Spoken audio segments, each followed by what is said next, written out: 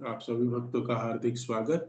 आज के प्रातःकालीन श्रीमद् भागवत के सत्र में, जिसमें हम श्लोक संख्या 32 एंड 33 पे चर्चा करने जा रहे हैं। तो 32 नंबर का श्लोक का अनुवाद मैं महर्षि मैत्रेय ने आगे कहा। भगवान नारायण के परम भक्त महापुरुष शिव जी अहेतु की कृपावश हाथ जोड़कर खड़े हुए राजा के पुत्रों से कहते रहे। और श्लोक संख्या 33 का अनुवाद। शिव जी ने पूर्ण पुरुषोत्तम भगवान की इस प्रकार स्तुति की है। भगवान आप धन्य हैं। आप सभी स्वरूप सिद्धों में महान हैं, क्योंकि आप उनका सदैव कल्याण करने वाले हैं। अतः आप मेरा भी कल्याण करें। आप अपने सर्वात्मक उपदेश के कारण पूज्य है। आप परमात्मा है, अतः पूर्ण पूर्ण पुरुषोत्तम स्वरूप आपको मैं नमस्कार करता हूँ। तो यहाँ पे बहुत सुंदर ये रुद्र गीत के ऊपर चर्चा चल रही है। शिवजी रचयितास के ऊपर कृपा प्रदान कर रहे हैं। He found opportunity. Shiv ji एक महान भक्त है भगवान के, और इस प्रचार संधि का वो पूर्ण तरीके से लाभ उठाना चाहते हैं। और वो लाभ क्यों उठाएंगे, ये हम आज समझेंगे। तात्पर्य बहुत बड़ा है, समय ज्यादा हो रहा है, लेकिन फिर भी हम इसके कुछ अंतर्गत जो हमारे लिए शिक्षा है उसके ऊपर विचार करेंगे। तो प्रचेतागण अपने पिता के अनुरोध पर, आज्ञा पर, आदेश पर तपस्या करने जा रहे हैं। और वैदिक संस्कृति के अनुसार हम देखें, कुछ पोस्ट को स्वीकार करना है या कुछ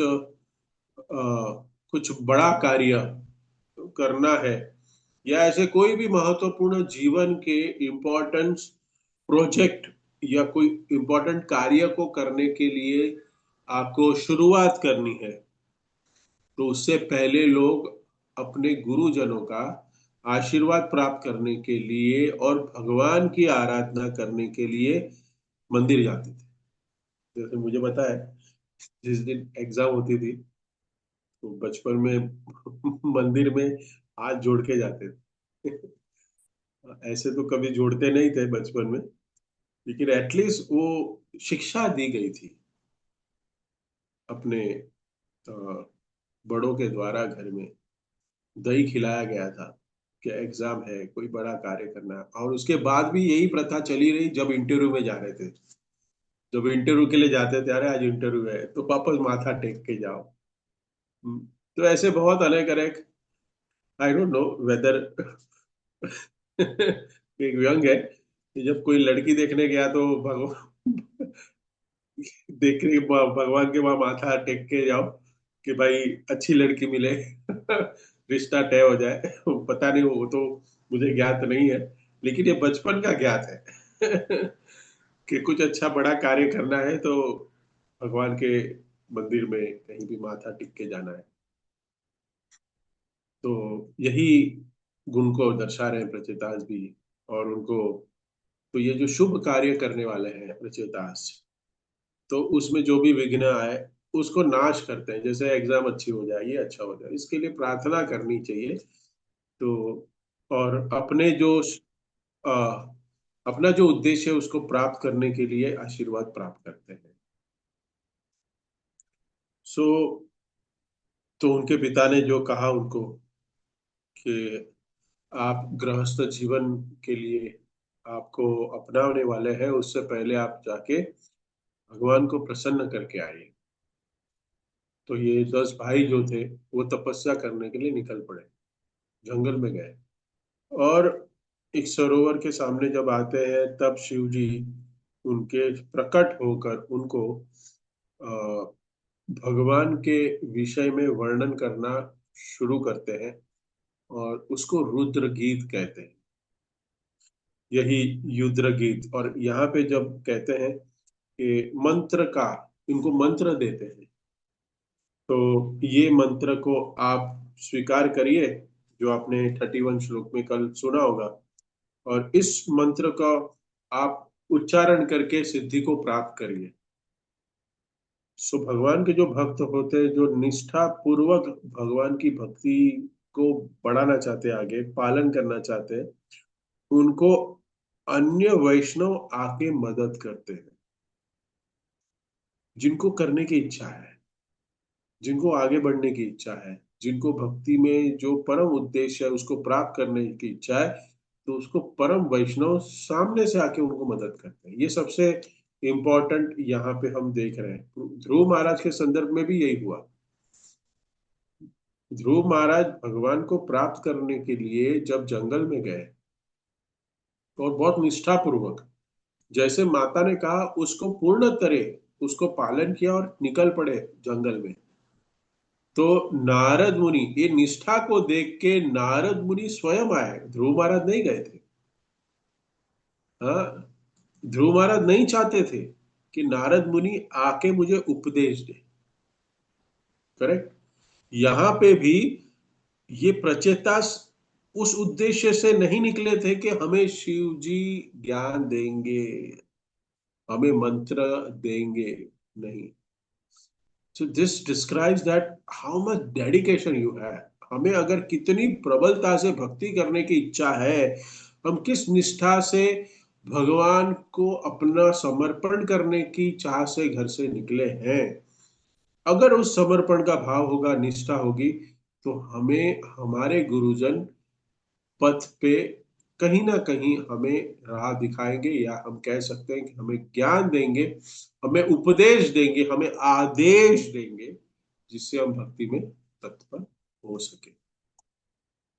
तो यहाँ पे स्वयं देखते हैं नारद मुनि ने ध्रुव की परीक्षा ली, और ध्रुव ध्रुव महाराज उत्तीर्ण हो गए।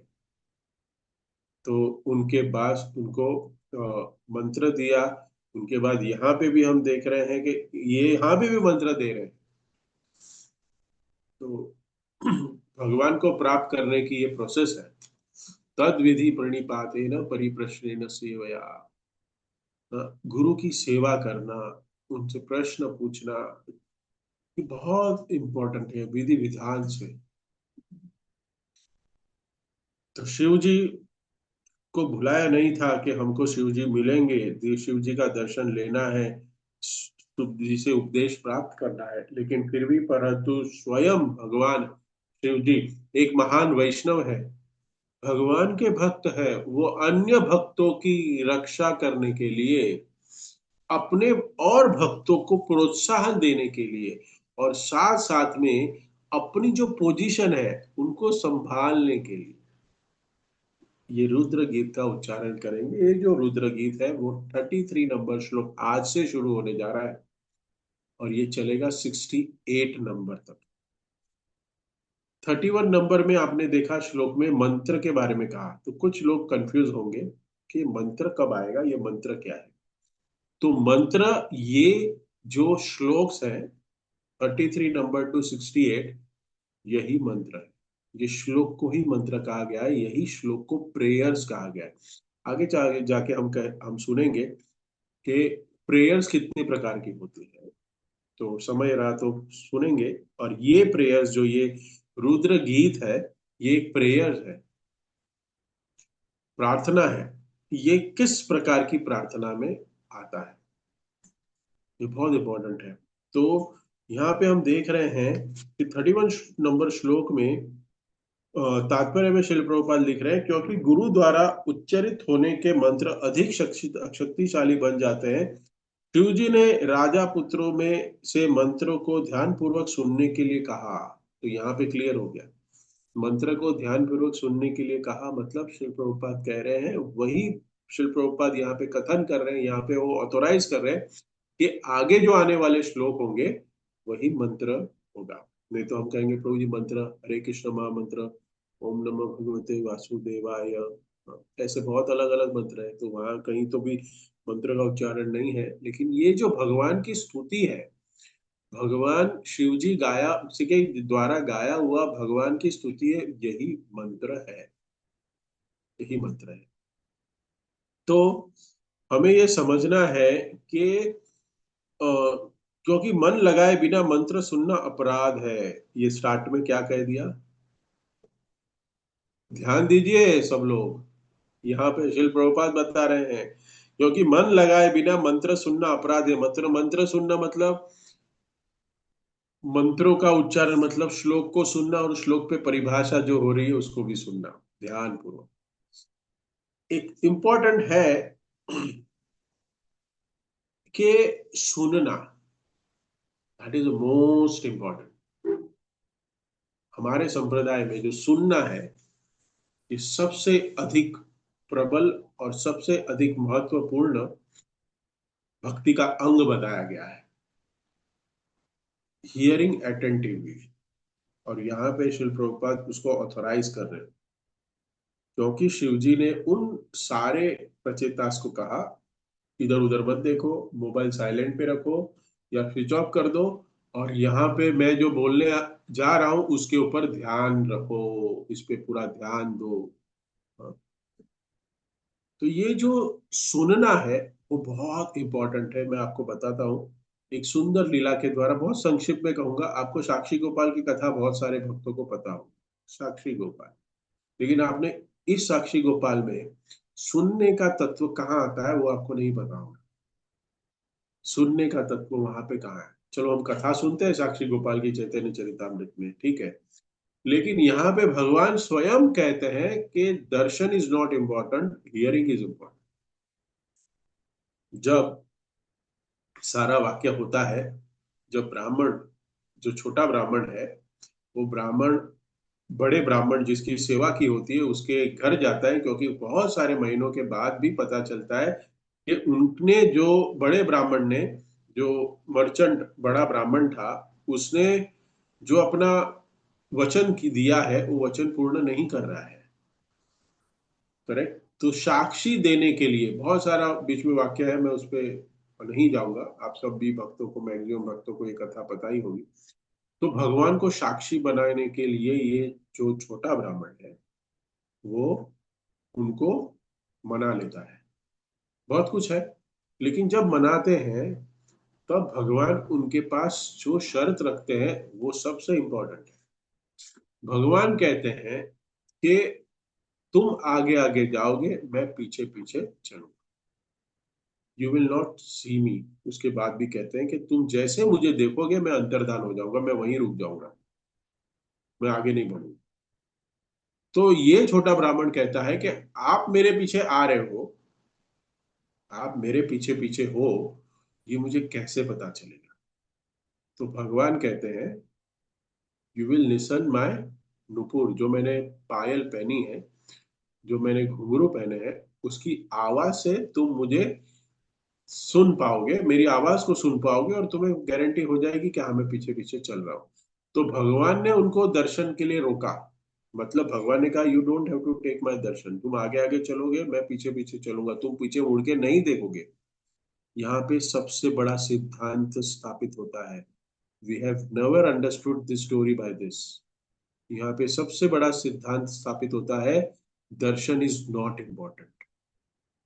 भगवान का दर्शन हम जो करते हैं दैट इज नॉट इम्पोर्टेंट। भगवान कहते हैं कि तुमको क्या करना है, मेरी, मुझे देखना नहीं है, मेरी पायलों को सुनना है। तो वो आगे आगे चल रहा है, पीछे पीछे भगवान चल रहे हैं, दर्शन नहीं ले रहा है इतने दिनों से, लेकिन सुन रहा है। भगवान यहाँ पे सबसे बड़ा इंपॉर्टेंट तत्व स्थापित कर रहे हैं, hearing is the most important. ये साक्षी गोपाल की कथा से कल परम पूज्य भक्ति आश्रम वैष्णव महाराज इस कथा के ऊपर 1.25 घंटा लेक्चर दी। जब स्टार्ट किया तब मुझे ऐसे लगा अरे ये तो कथा हमने सुनी हुई है, लेकिन इस कथा के अंदर ऐसे ऐसे तत्व महाराज ने निकाले, इसमें से एक जो आज मैं ये कथा के साथ कनेक्ट कर पा रहा हूं, ऐसे अनेक। और फिर बाद में मेरे को लगा अरे कथा जब मैंने स्टार्ट में सुनने को शुरू किया महाराज ने जब भागवतम, तब मेरे हृदय में ये भाव आया ये तो सुनी हुई है, but we have not hear from the acharya's mouth. जब आचार्य के मुखारविंद से सुनते हैं ना, तब हमें असली में इस कथा के मर्म को समझ में आता है। वही यहाँ पे स्थापित किया गया है कि क्योंकि गुरु द्वारा उच्चारित होने से मंत्र अधिक शक्तिशाली बन जाता है। तो जब हमारे गुरु, हमारे आचार्य गण इस मंत्रों के जो उच्चारण है, मतलब ये श्लोक के जो तात्पर्य है, श्लोक के जो इंटरनल मीनिंग्स है, वो हमें प्रस्थापित करते हैं, वो जब हमें देते हैं तब हम इसको अच्छे से समझ पाते हैं। और इसकी जो जो श्लोक का जो मर्म होता है वो हमें समझ में आता है। इसके लिए यहाँ कहा गया है कि वो शक्तिशाली बन जाता है। शक्तिशाली बन जाता है मतलब ओ भू भू अस्वा, तो ऐसा बड़ा सा स्पोर्ट नहीं होता है कोई शक्तिशाली। हाँ, कोई बड़ा बड़ा एटम बम नहीं खुलेगा, नहीं, हाँ एटम बम फटेगा। क्या फटेगा? जब हमारे हृदय में भगवान स्थापित हो जाएंगे। ये भगवान हृदय में स्थापित करने के लिए ये ऐसे आचार्य हमें इस मंत्रों का, ऐसे श्लोकों का बहुत सुंदर तरीके से तात्पर्य से हमें समझाने की चेष्टा करते हैं। इंपॉर्टेंट है ये। गुरु यही जो कह रहे हैं कि शिव जी अहेतु कृपावश हाथ जोड़कर खड़े हुए राजा के पुत्रों से कहते रहे। और फिर शिव जी कह रहे, ध्यान से सुनो,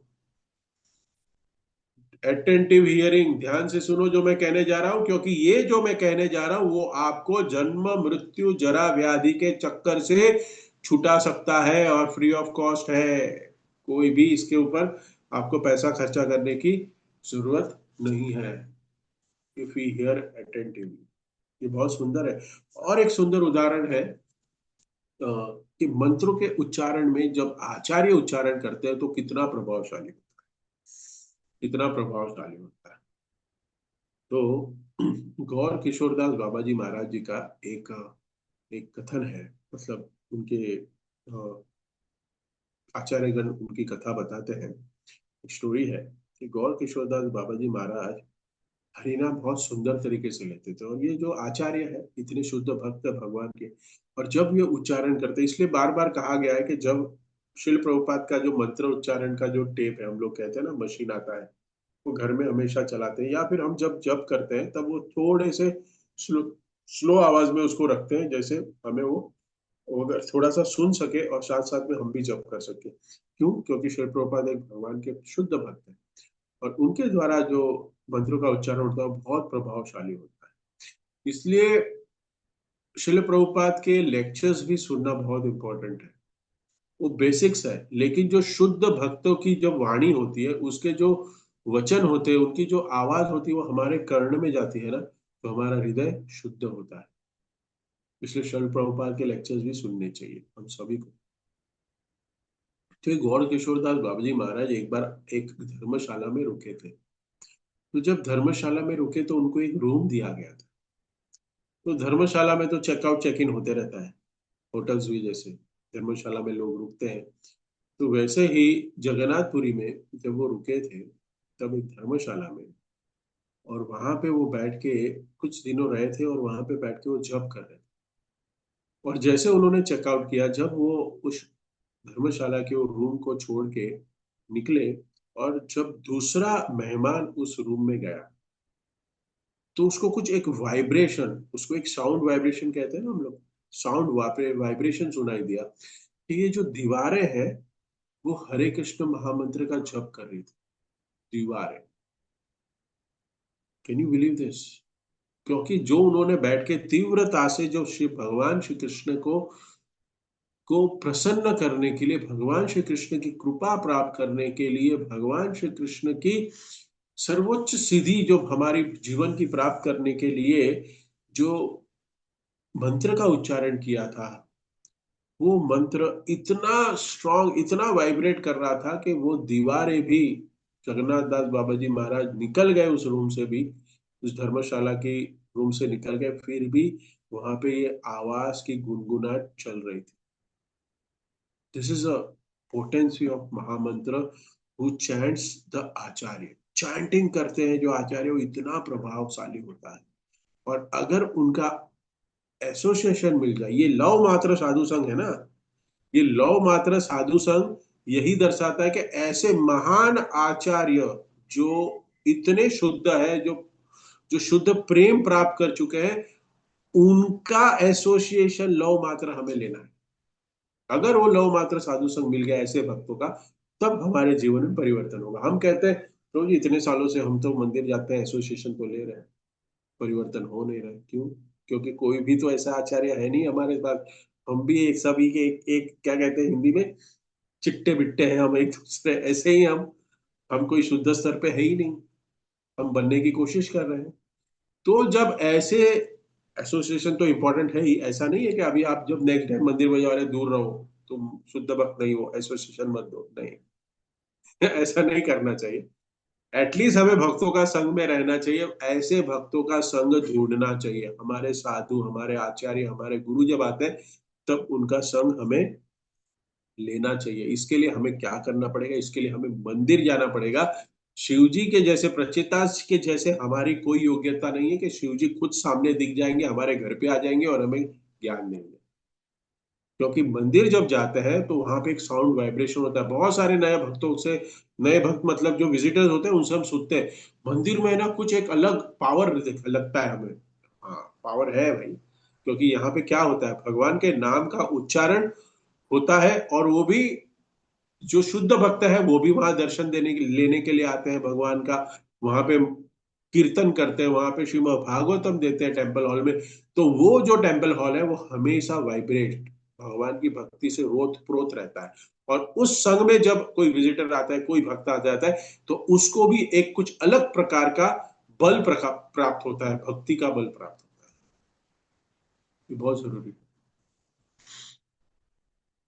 तो ये जो प्रचेता गण है, वो शिव जी को देख के आश्चर्यचकित हो गए थे, और फिर शिव जी ने उनको कहा था कि आपको मैं ये मेरा गीत सुनाता हूँ, रुद्र गीत। सुनिए आप लोग, उसको आप स्वीकार करिए, उसको ध्यान पूर्वक सुनिए, और उसको आप दोहराते रहिए। आगे कहेंगे वो, इसको दोहराना है रुद्र गीत को। तो ये रुद्र गीत का पहला श्लोक है आज। तो श्री रुद्र उवाच, जितं त आत्मविद्वर्य स्वस्तये स्वस्तिरस्तु मे, भवता राधसा राधम सर्वास्म आत्मने मनः। कहते हैं शिव जी जो वैष्णवों में सर्वश्रेष्ठ है, वो अन्य वैष्णवों को मदद करते हैं। और जब वो देखते हैं प्रचेतागण भगवान के भक्त हैं, ऐसे भी भक्त हैं, और वो कुछ प्राप्त करने के लिए, पर कुछ उद्देश्य से सिद्धि प्राप्त करने के लिए भगवान की भक्ति में संलग्न होने के लिए घर से निकले हैं, भगवान को प्रसन्न करने के लिए निकले हैं, तो मैं उनको मेरी कृपा प्रदान करता हूं, मेरी कृपा में प्रदान करता हूं। ऐसे सोच के ये जो यहाँ पे बताया गया है कि हे श्री भगवान, आप धन्य है। आप स्वस्ति, स्वस्थ, स्वरूप सिद्धों में महान है, और आप सबका सदैव कल्याण करने वाले हैं, उनका सदैव कल्याण करने वाले। शिव जी ही दूसरे का कल्याण करते जी। यहाँ पे प्रचेताओं का कल्याण कर रहे हैं। और जो शिव है ना, ये शिव जी का स्थान हमको समझना चाहिए। शिव जी अंत में इसके अंदर, इसके एंड के जो श्लोक सुनोगे आप लोग 68 के बाद का, उसमें प्रार्थना भी कर रहे हैं शिव जी के, आप अपनी सर्वात्मक उपदेशों के कारण पूज्य है, और मेरा भी कल्याण करे। ये पौपा तात्पर्य में भी लिख रहे हैं, और अंत में श्लोक में भी आएगा। हम आगे महीनों 2 महीने के बाद ये जब श्लोक आएगा, तब आप देखेंगे कि शिव जी कह रहे हैं कि मेरी स्थिति को बनाए रखने के लिए मुझे मदद करिए।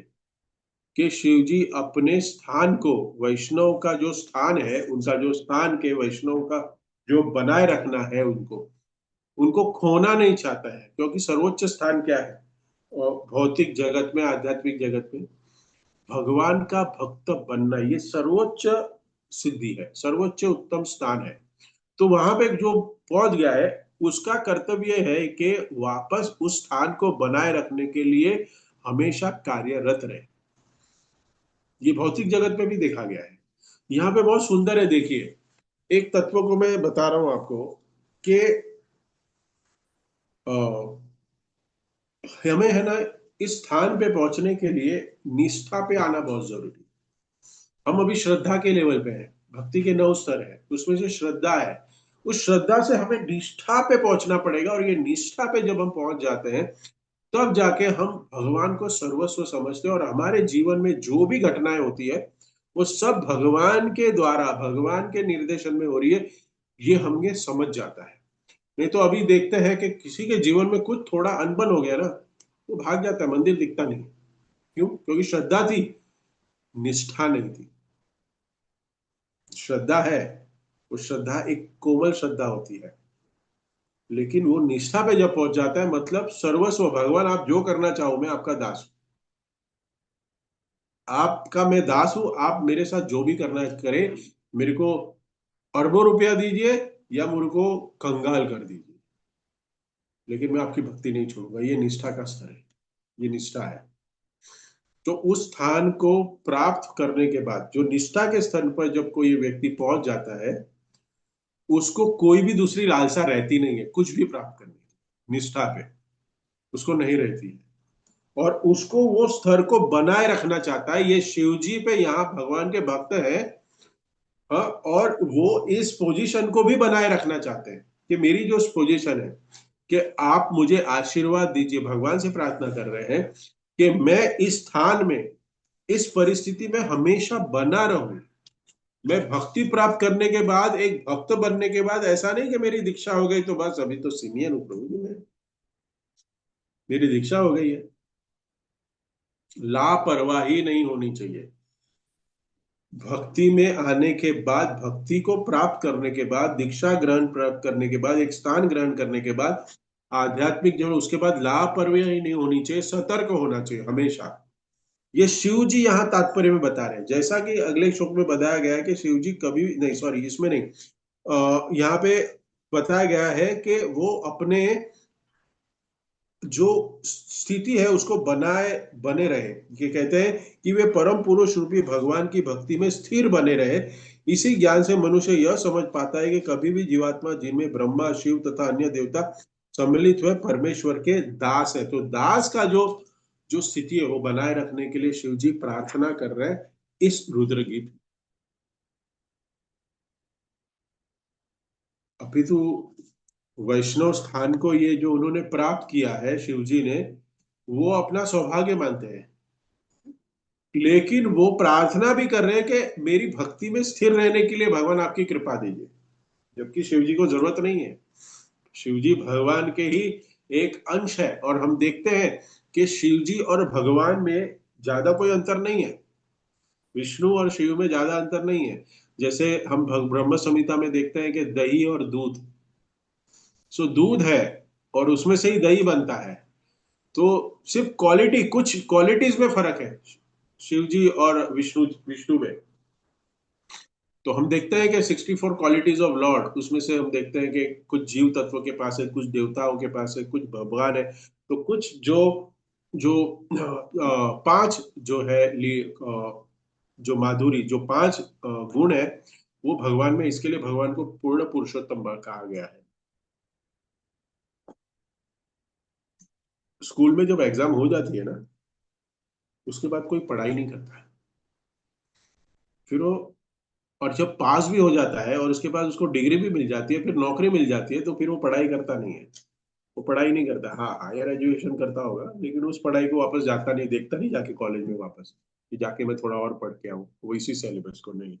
लेकिन हमारी भक्ति में 16 माला जप करना, 4 नियमों को पालन करना, भागवतम भागवतम भगवत गीता का अध्ययन करना, ये नियोफाइट डिवोटी के लिए भी है, और सीनियर मोस्ट भक्त के लिए भी यही है।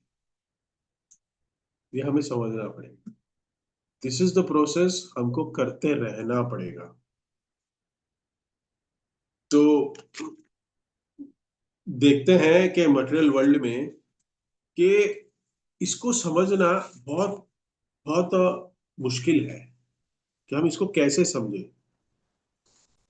क्योंकि हम इस जो हमारे संप्रदाय में, हम जो संप्रदाय में जुड़े हुए हैं, उसमें रागानुगा जो कहते हैं भजनानंदी हम नहीं है। हम लोग कौन है? गोष्ठानंदी है। तो गोष्ठानंदी मतलब क्या है कि जो व्यक्ति गोष्ठानंदी भक्त का क्या है कि वो हमेशा तत्पर रहता है भगवान का प्रेम, भगवान की भक्ति दूसरों को बांटने के लिए। ये सबसे महान गुण है, ये सबसे इंपॉर्टेंट है।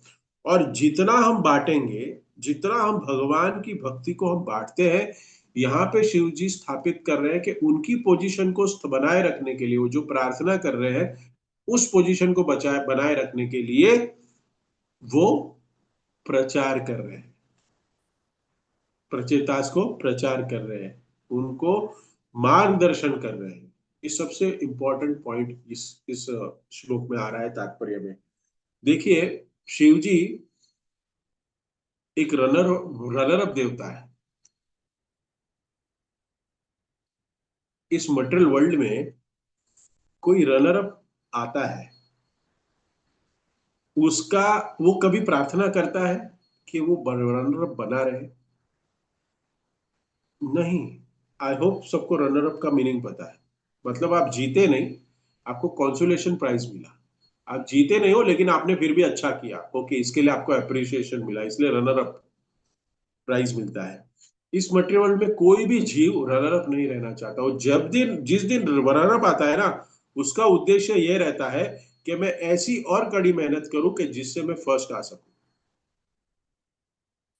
वो इतनी लालसा में रहता है। लेकिन इसका पूरा वाइज वर्सा है स्पिरिचुअल जगत। इसको समझिए कि इस भक्ति है ना, भक्ति मटेरियल वर्ल्ड और स्पिरिचुअल वर्ल्ड ये पूरा वाइज वर्सा है। यहाँ शिव जी रनर अप देवता है। भगवान के, शिव जी के पास पूर्ण शक्ति है, सब कुछ है उनके पास। लेकिन वो प्रार्थना में क्या कह रहे हैं? मैं आपका दास बन के रहने की जो मेरी पोजीशन है ना, मैं रनर अप देवता हूं, वो बनाए रखने के लिए मैं आपका गुणगान कर रहा हूं, मैं प्रचार कर रहा हूं। तो एक भक्त को कितना भी बड़ा सीनियर हो जाए, कितना भी बड़ा महान बन जाए, कितना भी बड़ा वक्ताकार बन जाए, हाँ, उसको रनअप रप बनना है, बनते रहना पड़ेगा, बने रहना पड़ेगा। ये सबसे बड़ा गुण है। तृणादपि सुनीचे न तरोरपि सहिष्णु। यहाँ शिव जी बता रहे हैं, वो नहीं बोल रहे कि मेरे पास अभी पोजीशन ये युग में मैं हूं, बस हो गया, अभी भगवान अभी मुझे दीजिए, आप एक युग तक आपने भोग लिया, अभी मैं बनूंगा। नहीं, वो रनर अप बनना चाहते हैं। ये जो जर्नी है, ये जो भगवान को प्रेम देने का जो आस्वादन है दास भाव में, ये शिव जी हमें स्थापित करे, शिव जी हमें बता रहे हैं। तो ये जो अपनी पोजीशन है, शिव जी रनर अप की पोजीशन, दासत्व की पोजीशन, ये बनाए रखने के लिए रुद्र गीत का उच्चारण कर रहे हैं। यहाँ पे सबसे बड़ा सीखने वाली बात है हमारे लिए कि वो प्रचेतास को प्रचार करेंगे, प्रचार करेंगे। और यहाँ पे पता चल रहा है, यहाँ पे स्थापित हो रहा है कि जो भक्त भगवान के नाम का प्रचार करता है, भगवान के भक्तों को उनकी स्थिति से उच्चतर लाने के लिए उनको कुछ गाइडेंस देता है, तो भगवान उनसे बहुत प्रसन्न होते हैं। और जब भगवान प्रसन्न होते हैं तो वो अपनी भक्ति को बनाए रखता है, भक्ति के बीज को स्फुरित करे रखता है। This is a most important mood of Shiv ji, we have to understand. ये जो मूड है शिव जी का, ये बहुत इंपॉर्टेंट। नहीं तो देखो, कभी कभी ऐसा हो जाता है, प्रचेता जा रहे थे तपस्या करने, उनके गुरु पहले कौन थे? प्राचीन बरी, उनके पिताजी गुरु थे। उनको कहा ना, प्रचेता बोल सकते थे, अरे बाबा ठीक है, हमको सब पता है, आप बीच में आके, हमने तो आपसे सलाह मांगी नहीं है, आपसे सलाह मांगी क्या? नहीं ना, हमको पता है सब कुछ, हम जा रहे हैं भगवान की भक्ति करने के लिए।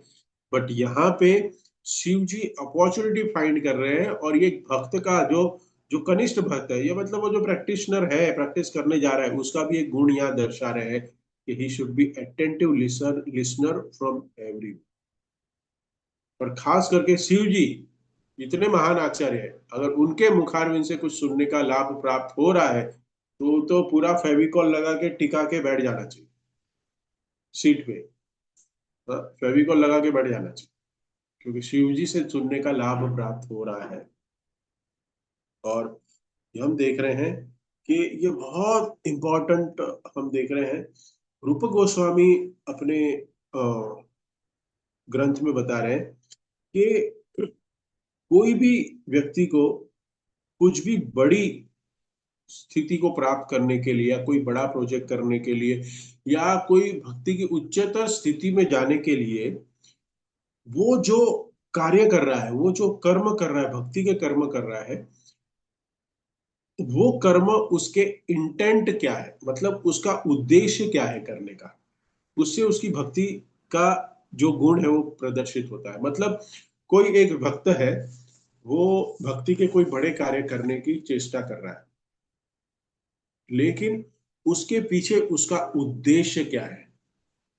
अगर हमें लगता है कि वो भक्ति जो है, भक्ति की क्रियाएं जो कर रहा है, वो भक्ति की क्रियाएं हैं, करेक्ट, लेकिन इसके पीछे का उसका उद्देश्य, उसके हृदय में जो परमात्मा बैठे हैं, वो डिसाइड करेंगे दिस इज अ भक्ति और this is a devotion doing with some personal benefit. ये समझना है। यहाँ पे शिव जी का जो मोटो है, वो फोटो दो उद्देश्य से समझ में आ रहा है कि ये 100% भक्ति है। ये जो मंत्र का उच्चारण करने वाले हैं और रुद्र गीत जो है, वो ना कि अपनी पूजामान प्रतिष्ठा के लिए कर रहे हैं। शिव जी क्लियर कर रहे हैं यहाँ कि ये उनकी जो प्रार्थना है, और ये जो प्रार्थना है some prathamika prayers, there are 9 types of prayers, उसमें ये जो प्रेयर्स है सम प्राथमिका प्रेयर्स में आता है। और ये जीव गोस्वामी अपने ग्रंथ में बताते हैं अलग अलग प्रेयर्स के बारे में। तो ये रुद्र गीत है जो सम प्राथमिका प्रेयर्स में आ रहा है। और शिव जी यहाँ पे क्लियरली बता रहे हैं कि पहला मोटो उनका क्या है, कि उनको प्रचार के माध्यम से, ये जो जीव है, ये जो प्रत्येक प्रचेतास है, उनको रुद्र गीत सुना के उनकी भक्ति में स्थिर करना उनका उद्देश्य, भक्ति में स्थिर करना। और दूसरा उद्देश्य, अगर मैं प्रचार करूंगा, अगर मैं उनको भक्ति में स्थिर कर पाऊंगा, तो मैं अपनी जो स्थिति है दास की, जिस पोजीशन पे वो है, वैष्णव वो नाम यथा शंभो, वो सबसे बड़े महाजन है, वो वैष्णव है, बड़े वैष्णव है, वो स्थिति में बने रहने के लिए ये प्रचार कार्य कर रहे हैं। वो प्रत्येतास को इन रुद्र गीत को गान कर रहे हैं। This is the most important lesson for today's lecture, जिसमें भगवान के गुणों का वर्णन कर रहे हैं। और इसको हम समझ सकते हैं एक अ, सुंदर चैतन्य चरितामृत के एक उदाहरण से, कि जो हम देखते हैं कि भगवान राधा रानी के साथ प्रकट हुए 5,000 साल पूर्व, राधा रानी के साथ लीलाएं की, और उसी लीला में उनकी पत्नी सत्यभामा भी बनी। ये सत्यभामा राधा रानी का ही अवतार माना गया। उसी समय वही भाव से सत्यभामा सेवा करती थी। और यही सत्यभामा, यही राधा रानी, कलयुग में 550 वर्ष पूर्व श्री चैतन्य महाप्रभु की लीला में जगदानंद पंडित नाम से वो अपनी सेवा करने के लिए आए, सत्यभामा स्वयं। तो ये जगदानंद पंडित जो है उसको सत्यभामा का अवतार माना गया, उस भाव से। ये जगदानंद पंडित चैतन्य चरितामृत में हमें एक बहुत बड़ी शिक्षा देते हैं। क्या होता है कि भक्त है ना, एक पोजीशन पे पहुंच जाता है ना, उसके बाद थोड़ा वो कैजुअल हो जाता है। ये मॉर्निंग प्रोग्राम मेरे लिए नहीं है, जो नियोफाइट कर रहे हैं ना उनके लिए है। जो नए भक्त आ रहे हैं वो कर रहे हैं morning programme, Krishna connect centre में जाके कर रहे हैं। हम तो इतने साल से, ये मेरे लिए। शिव जी इसको बहुत गहराई से, तत्व से समझाने की कोशिश कर रहे हैं और वो अपने दासत्व को बचाने के लिए प्रचार कर रहे, अपनी साधना को बचाने के लिए, अपनी भक्ति को बचाने। जगदानंद पंडित कहते हैं, कृष्ण भूली जीव भोग वांछा करे। इसलिए कोई भी स्टेज में आ सकता है। कृष्ण भूली जीव भोग वांछा करे, निकटे अस्त माया झपटिया धरे। ये जब कोई भी जीव अपनी इंद्रिय तृप्ति के लिए भोग में लगता है, ये भोग भक्ति में भी बहुत है। भक्ति में भी भोग के लिए बहुत सुख सुविधा है। ऐसे मत सोचिए कि भाई मटेरियल वर्ल्ड में ही भोग है। ये पूजा, मान, प्रतिष्ठा, एक स्टेज पे जाके सीनियर बन के जो ये है ना, ये बताया गया है भोग वांछा वैष्णवों के लिए, to get the response, respect from juniors, that is considered in bhakti as a bhog वांछा।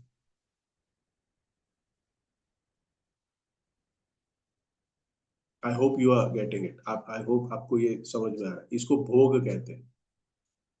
To relishing the opulent prasad, that is considered as a bhog. हाँ, भगवान भोगी तो है, भोगी तो खाते हैं भगवान, हाँ, दैट इज अ डिफरेंट भोग। भोग को ही बताया गया है। ये सारी भोग वांछा भक्ति में भी रह के भी करते हैं ना, तो ये माया का ही काम करती है हमारी भक्ति को नष्ट करने की। हमें बचना चाहिए ऐसे सारे इंटरनल, कहते हैं कि छोटी छोटी नहीं है, ये बहुत बड़ी बड़ी है, लेकिन हमें समझ में नहीं आती भक्ति में। ये भोगवांछा है, ये सच में माया है।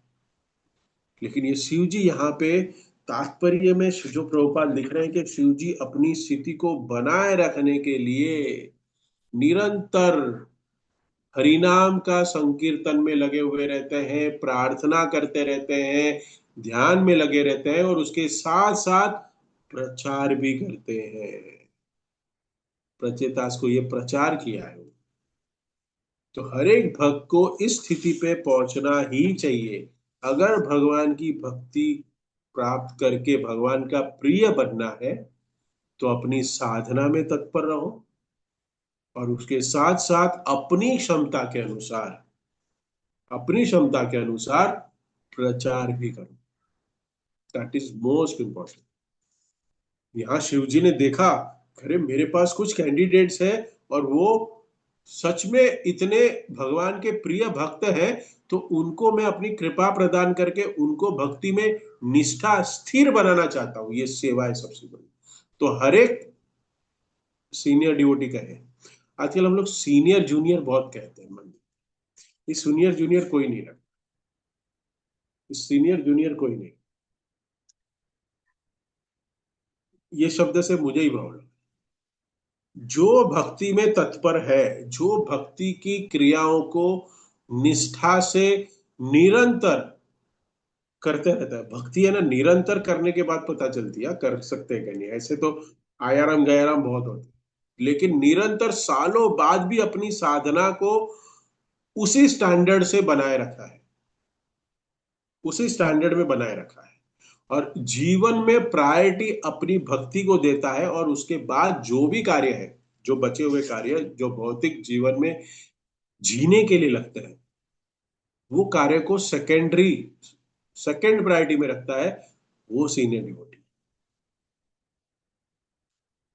ही वी हैव टू डिफरेंशिएट। यही शिव जी आगे के श्लोक में भी प्रचितास को बताएंगे और कहेंगे, ये जो रुद्र गीत है, ये जो मंत्र का उच्चारण कर रहा हूं, ये आप कंटिन्यूस प्रेयर करते रहिए, इसका उच्चारण करते रहिए। अगर ये उच्चारण आप करते रहेंगे, इसको बाय हार्ट करेंगे, तो आप जीवन का परम उद्देश्य, जो परम लक्ष्य है जीवन का, ये जो मनुष्य जीवन का परम उद्देश्य है कि भगवान की भक्ति प्राप्त करके भगवान के धाम में सेवा करने के लिए पहुंच जाना, सेवा के लिए तत्पर रहना, यही परम उद्देश्य है। यही इस मंत्रों का उच्चारण रुद्र गीत से हमें शिव जी आगे के श्लोकों में, आज के श्लोकों में भी बताने की पूर्ण प्रयत्न कर रहे हैं कि कम टू दिस लेवल। हर एक भक्त को, हर एक भक्त को इस लेवल पे पहुंचना है कि वो अच्छे से साधना करे, और साधना के साथ साथ भगवान का प्रिय बनने के लिए, to become a lord's dear, we have to preach, we have to grab the opportunity as per our capacity. हमें प्रचार के लिए अपनी क्षमता के अनुसार घर से निकल के प्रचार करना ही पड़ेगा। हरे कृष्णा। किसी कोई भक्का कमेंट, टिप्पणी, प्रश्न है तो पूछ सकते हैं।